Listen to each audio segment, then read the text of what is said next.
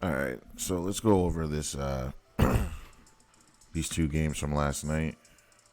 So let's see here. So let's talk about let's go over the Suns game first. See, like I said, I feel like the Nuggets are the better team here. They're bigger, they're faster, they're stronger, they shoot better, they get more rebounds, they get they play more as a team, they have more people to go to. Their bench goes deeper and provides more for them. So again, Durant gives you 24. You get 35 from Booker. Chris Paul gets hurt, so that doesn't help. So that it's like they're pretty much giving them all they can give them, and it's just not enough, guys. I guess what you're learning is you need more than two stars to win. You need at least three, and you need a bench. That's what you're learning from these playoffs, and also you're learning that they're trying to keep this like the NFL, where it's hard to pick a game because for the last 30 years, you were able to basically know what team was going to win what round. Like you weren't going to think an eighth seeded team would lose to the first seed. That never was a thing in the NBA. The first seed down to the four would always win their series. It's the way it's always been. Now you got the eighth seed beating the one seed, seventh seed beating the two seed. You got the sixth seed beating the three seed. It's literally like it's the opposite now. So seedings don't mean shit, and it's all about having those three guys and the bench. So right now they got who are their three guys? Michael Porter didn't even have a good game. Well, shooting anyway. He disrupted the game. He just didn't have a good game like scoring. You got one, two, and then your third is Murray. And your two of your big three didn't even have a big game. So this was a game they were supposed to win. The Suns were, and they didn't win it. You got Murray with only 10 points, and then you got Porter with 5. You're supposed to win that game. Jokic scores 39, but that's how you win. One guy scores big, everyone else stays down to earth, and then you beat them. But like I said, they couldn't get it done. They don't have an answer for Jokic. This guy over here, where is he? DeAndre Ayton. He can't guard Jokic, even though they're the same size. He's too much slower. He's not as gifted defensively. He just can't keep up. He's got the size, but he just can't guard him. Jokic is the biggest mismatch right now. And I don't know who's going to be able to handle Jokic. I guess the Lakers have AD. AD and Joel Embiid are the only two players that have an even fighting chance against this guy over here. Like, I think the Warriors are a better matchup than the Lakers, but I think the Lakers are a better matchup to play against the Nuggets or the Suns.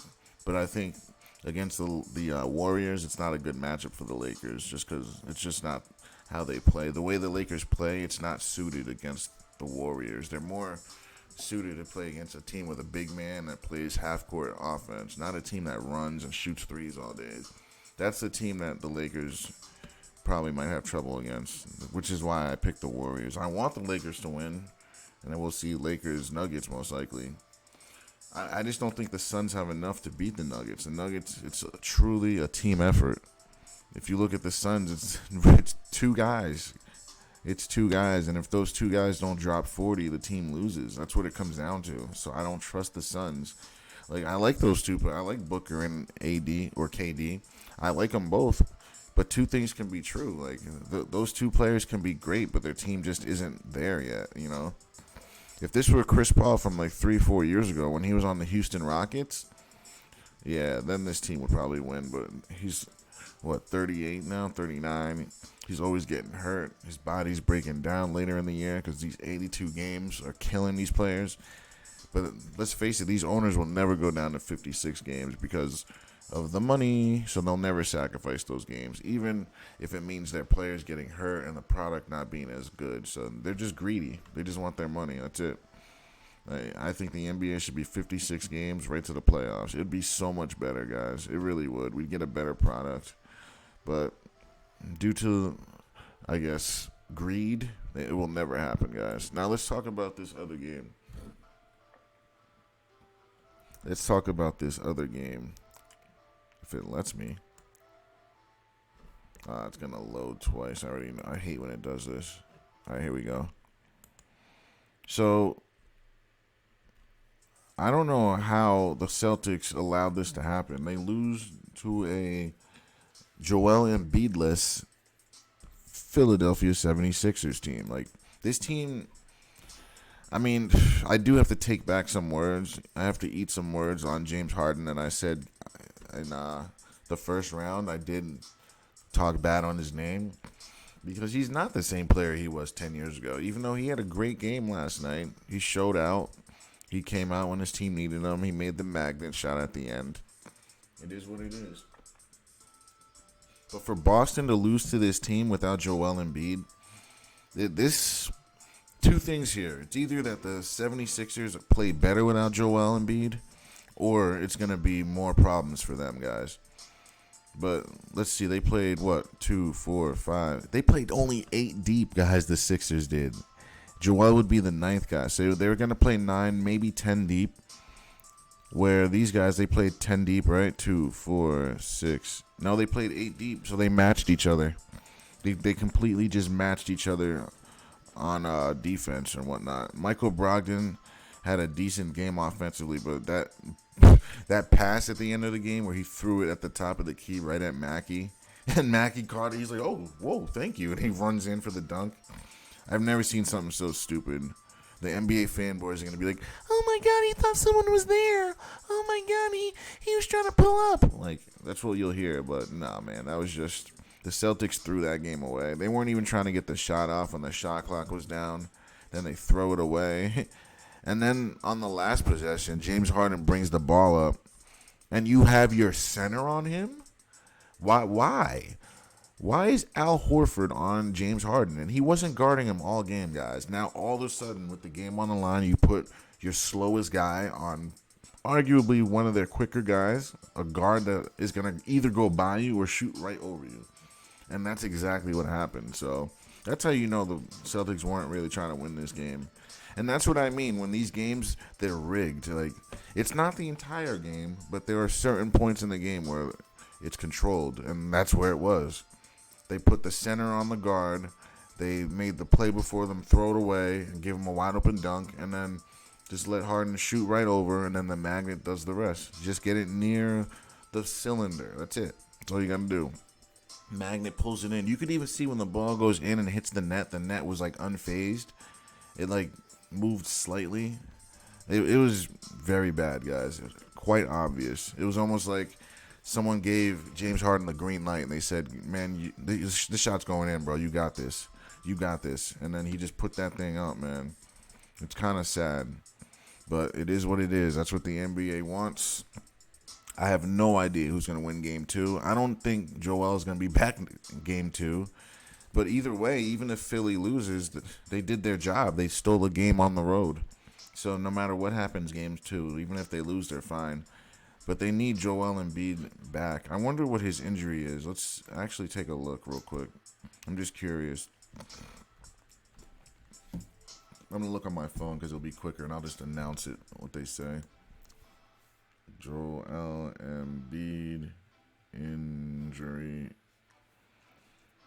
Game 1. Let's see. Update. Ruled out Game 1. Let's see.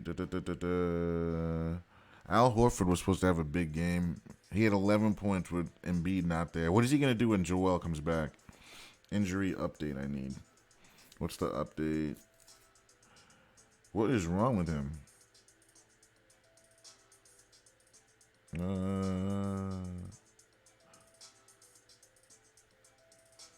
His injury is considered to be more serious. He received an injection. Oh, it's a knee injury. God. This isn't good for Joel though. Missing the game and your team wins without you, that's not a good sign for him. That makes it look like they don't need him. But it also makes it look like if he comes back, they can be dominant. But if they don't win when he comes back, you got to start asking yourself, is this team better without him? Do they need him? Should they move off of him and get whatever they want, basically? A lot of questions. It's not really showing his injury. It said something about a knee, so I think it's his knee. I don't know. I don't think they'll risk it for game 2. They'll probably wait until Philadelphia sometime this weekend, maybe next week. We'll probably see him game 5, 6, if not next series, guys, if they even get by. But if it comes down to where, like, I think they need him and they can win with him, and it's like they need him to win a game, I think he'll come back, guys. But if Philly can hold off and beat this team, which is possible, like, Philly has got some players. All you got to do is slow these two guys down. That's it. If you can slow these two guys down, Brogdon ain't going to score 20 every time. He's just not. If you can hold those two guys a little bit, and James Harden can keep playing like he's playing, Tobias Harris keeps playing like he's playing, if they can get their guy back, I think they can hold this series off, guys. I really do. And the funny thing is, this is what I was saying in the regular season. Philly was not able to beat Boston in the regular season. But that's because Philly wasn't playing them like they would in the playoffs. They're not going to show them this different defenses, tempo, play style. They changed everything up. They didn't play the same at all. Boston was prepared the same way like they were going to play them in the regular season. Now Boston will be more prepared as well. So we'll see how Game 2 goes. Really, Game 3 and 4 is going to be the indicator. Game 3, 4, and 5 is going to tell us a lot, guys. But other than that, guys, thanks for watching. Don't forget to like, share, and subscribe.